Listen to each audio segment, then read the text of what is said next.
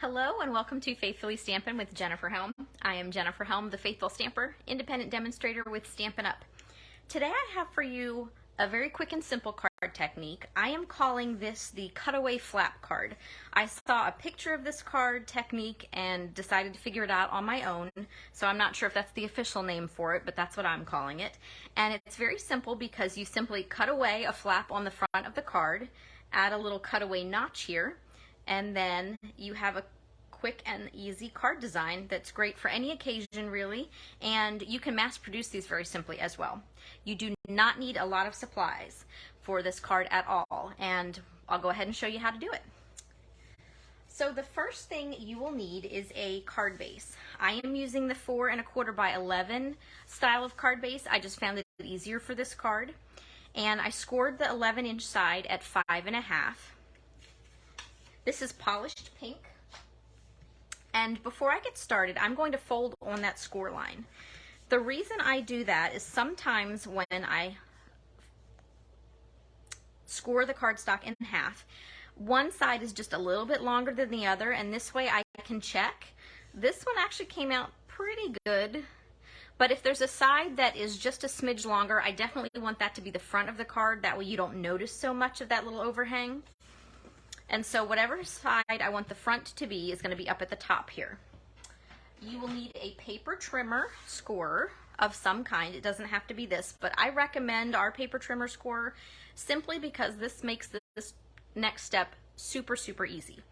Your paper trimmer scorer has 2 blades. The light colored one is the scoring blade. I typically keep that up at the top. And then the darker blade is the cutting blade. You can replace these. We have packs of 4 that you can buy because they do get dull after repeated use. So I'm going to take the piece that I want to be the front or the top of my card, the 4 1/4 inch side, and I'm going to, first of all, I'm going to push my cutting blade up there towards the top. I'm going to line it up at the 2-inch mark because I'm going to cut away not quite half of the card front. You can play with your measurements depending on the stamp you use and cut away as much or as little as the card front as you want. I'll show you some samples at the end of the video to show you the different options you have. Lined up at the 2-inch mark, and I'm going to bring my scoring blade down to my, I'm going to bring my cutting blade down to my score line here at the center of the card. Now there's a couple ways I can figure out where that is. For starters, I can eyeball this line, but there's also measurement markings on the cutting guide here that I can use, and also there are hash marks on all 4 sides of the cutting blade. So I'm going to want that the hash mark on the side to line up with that score line. I usually err on the side of caution just to make sure I don't go over too much. I can always come back and add a little more, but once you've gone past the line, you can't take it away. Now here I did a reasonably good job. So I've got my flap here, so I want to cut that away. So I'm going to flip the cardstock longwise and put it in at the 5 1/2 mark.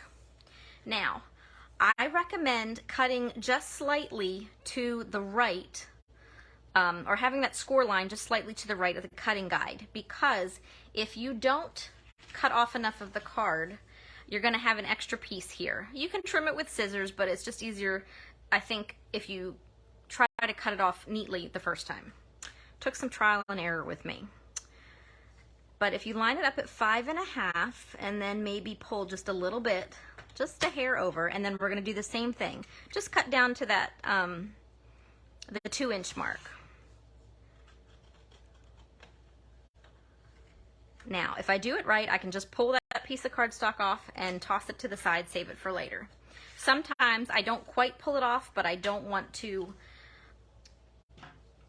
use my cutting blade anymore for fear of going over, so I'll just kind of tug that off or use a pair of scissors. And before I go any further, I'm going to check. I'm actually pretty happy with where I got my cutting line in, so I'm going to leave it right there.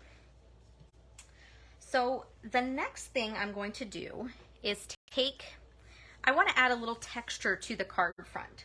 So I'm going to grab my Color and Contour stamp set. I'm simply using this for the splatter. I love splatters and splooshes. They're a great way to add texture, either with color or without. And so I'm going to stamp tone on tone, meaning I'm going to use polished pink ink on my polished pink cardstock. It's a great way for some subtle texture. And I've got my splatter stamp. Now this is photopolymer, and normally I would use a cushion underneath, but since it's a splatter and it doesn't have to be 100% accurate, I'm pretty much okay taking the gamble tonight. If I was trying to do something pristine or something that had an exact like wording, for example, I would definitely use my Stampin' Pierce mat for my cushion underneath, but it's not really affecting the look of this card. And even though I am going to cover up some of the middle, I just want to have my overall splatter look in place, so I go ahead and do the whole thing. Now I'm going to create that cutaway window. So I have a punch. This is a 1 3/4 inch punch. You can use any shape your heart desires. You can also use die cuts if you want. What you would do if you were using a die cut would be to put your cardstock in the machine with it open and then place your die on your card where you want the cutout to be, but it would only be partially over the front of the card. You wouldn't want to create the whole circle here. You would want it straddling the seam of your cardstock. Hopefully that makes sense. You'll see what I mean here with the punch. So I'm going to take my punch, come in a little bit, and then I've created my little cutaway window, and I use this size to specifically go with the stamp that I chose for this card. Next, I'm going to take a piece of Designer Series paper. This is 1 1/4 inches tall by 5 1/2 inches wide. I'm going to glue this on the front of my card. Now, I tried 5 1/4. I didn't like the look. I decided I wanted it to run the whole length of the card, and I could have actually come in a little more with my circle punch, but I kind of specifically measured to just have a strip that fit nicely in between the bottom of my cutout and the bottom of my card. Another great thing about this card is you do not need lots of fancy adhesive. You don't need liquid glue or anything special. Whatever you like to use is fine, whether that be liquid glue or tape runner. I'm using my Stampin' Seal Plus. It's my favorite adhesive to use. I'm going to center this between the cutout and the bottom of the card. Try to line it up straight. And if I have any overhang with the paper, I would just take my scissors and trim here. Okay. Next, you're going to need a piece of basic white that is 5 1/4 by 4. I call it my standard insert for this size card. Now, there's a couple different ways you can do this. You could very lightly tack this down. If you're a brave soul, you could go ahead and glue it down before you do any stamping. Or what I'm going to do here is I'm going to line it up and try to center this as best I can. I'm going to close my card and just hold it in place because I'm going to add some stamps to further my design. I'm going to grab my Tuxedo Black Memento ink and the 2 stamps I want to put on this piece. So I'm going to come back and just make sure I didn't jiggle this too much. I'm going to hold it in place. I am using for this next step the Glad We're Friends stamp set. This has some really cute images as well as some fun wording to go with it. So I'm going to use my little guinea pig stamp. Red rubber cling, so I don't need a cushion for this, and I purposely, as I said before, I'm using this size punch so I can just put my cute little guinea pig right there, so he's kind of the focal point here in the window. Next, I am going to take my sentiment, which is, it's Guinea be a great day, little play on words there. And I want this to go up here like that. So I always say a little stamping prayer that things will work the way they should when I'm stamping like that, but it worked. So Memento ink covered up and put aside. I'm going to add a little bit of color to my guinea pig. This is a bronze Stampin' Blend. The Memento ink is what you want to use when you are using our Stampin' Blends, which are our alcohol markers. And I'm not going all fancy with my coloring, just filling in to give our sweet little guinea pig some color here.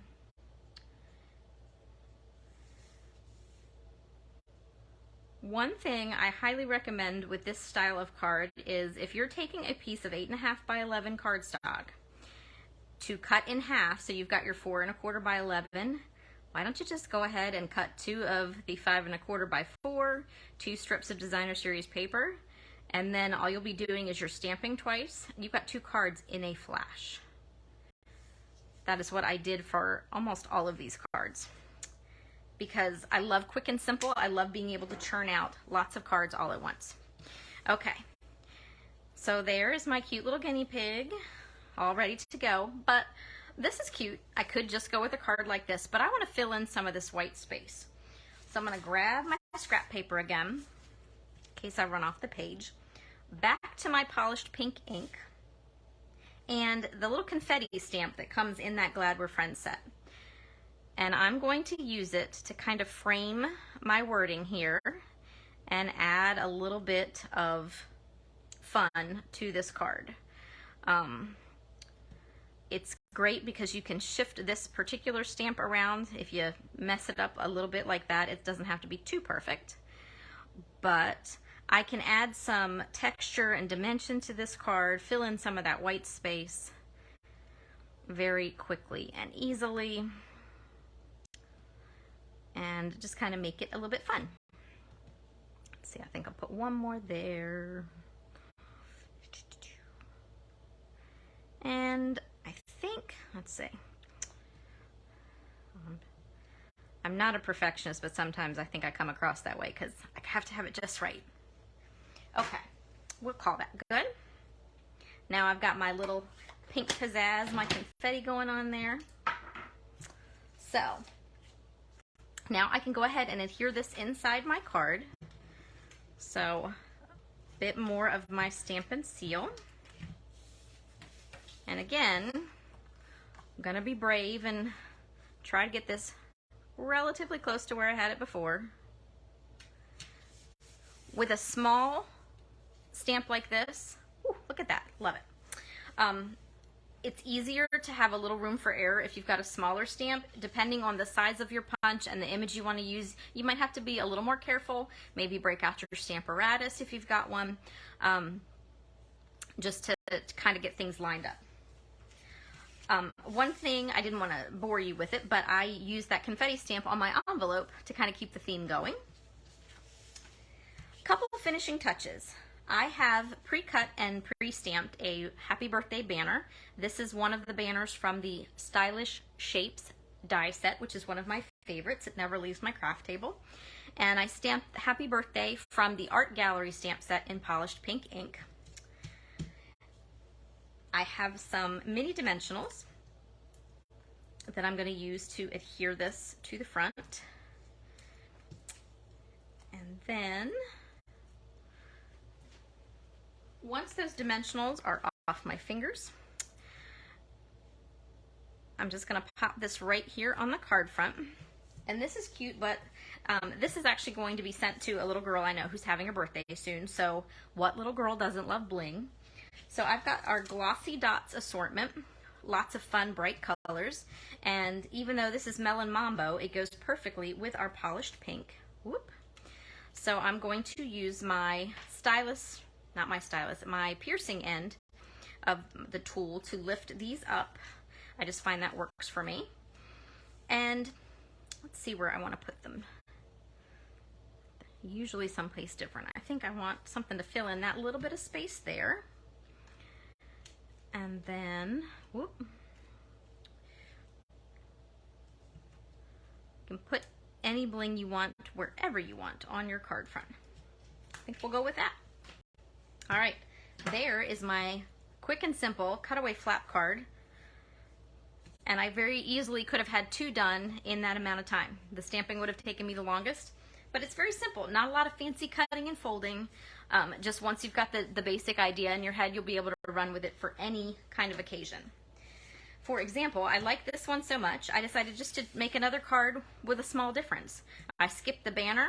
I used our Amazing Phrases celebration set. If you're watching in August 2022, go ahead and check out my website. You'll find out what celebration is all about. Basically, for every $50 and $100 you spend, you get a freebie from our celebration offerings.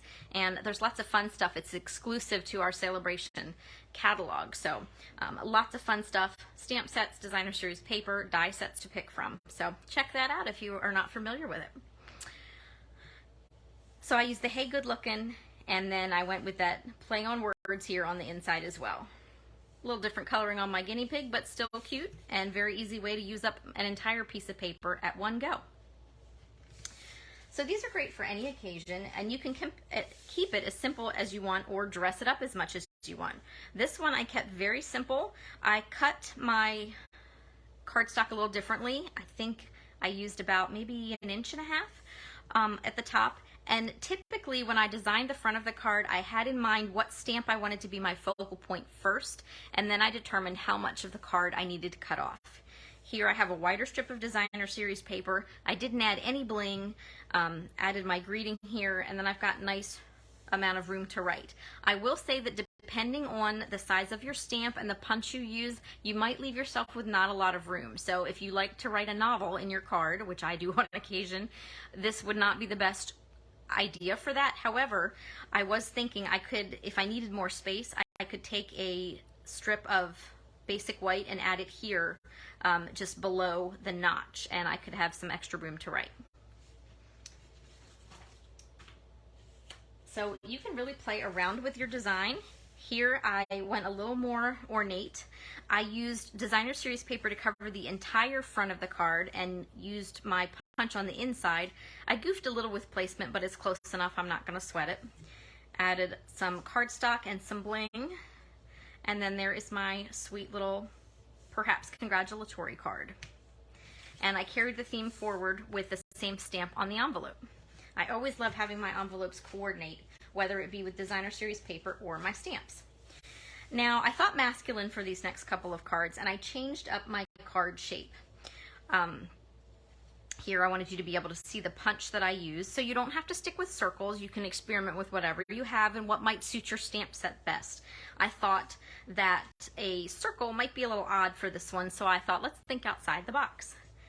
Added some designer series paper and some of our brushed metallic elements.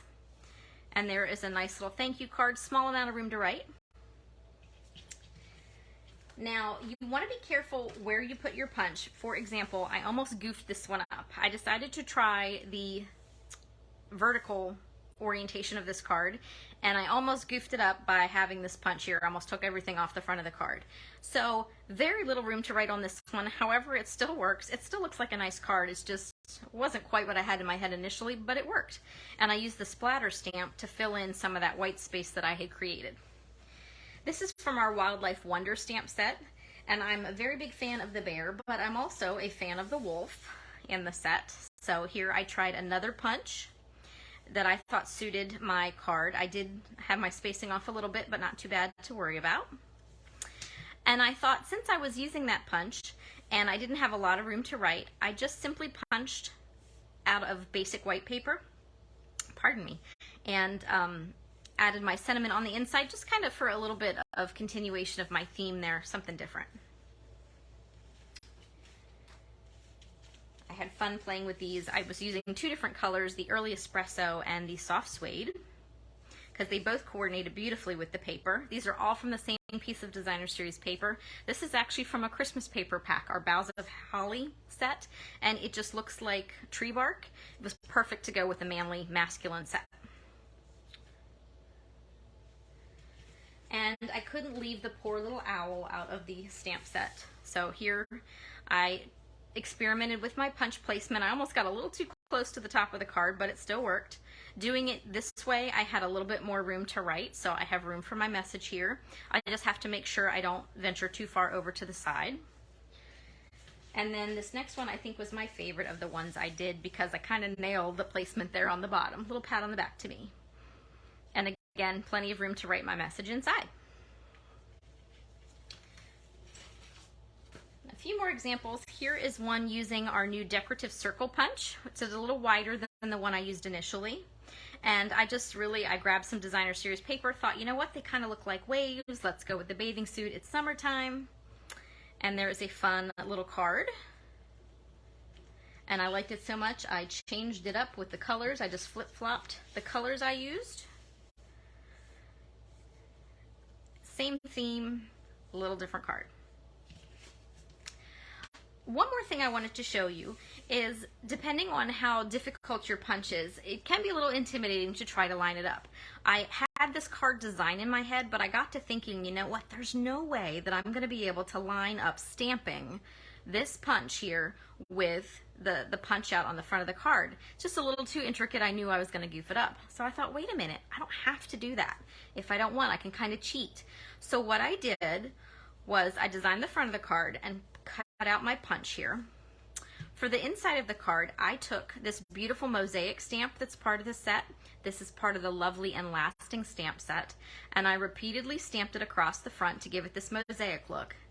Then what I did was I took the punch that I used this outline stamp, stamped my greeting inside, punched it out, and then I put the inside into the card, put some glue on the back, and I simply lined it up. So you wouldn't really know unless you run your hand across here that I kind of cheated, but doesn't that look cool? And it was easy peasy. So there is a workaround if you're nervous about trying to line things up. You might be able to use your punch to punch out the shape that you want and then glue it on. Or I had the thought earlier while I was doing my Facebook Live, I could have taken a piece of paper, for example, a Post-it note, and punched this shape out, and then I could have laid that on the card and stamped directly here, and then I would have known where it went without having to really stress about lining it up. Does that make sense? I hope it does. And you can experiment with how much or how little you want to cut off the front of the card. Here's basically the same card, just different placement of the punches, and for this one I left more of the card front intact to showcase that Designer Series paper. I had to actually scoot it down because the first time I cut, I didn't cut enough off, and I had the sentiment would have been floating up here above the top of the card, but it worked. So I hope you enjoyed learning how to make that cutaway flat card. If you haven't already, I would love for you to subscribe to this YouTube channel. You can click the notification bell and be notified each time I post a video. If you are a Facebook user and you want to hop over there and see what things I might be talking about on my Facebook page, you can find me on Facebook as The Faithful Stamper. Thank you so much for watching. Take care and happy crafting!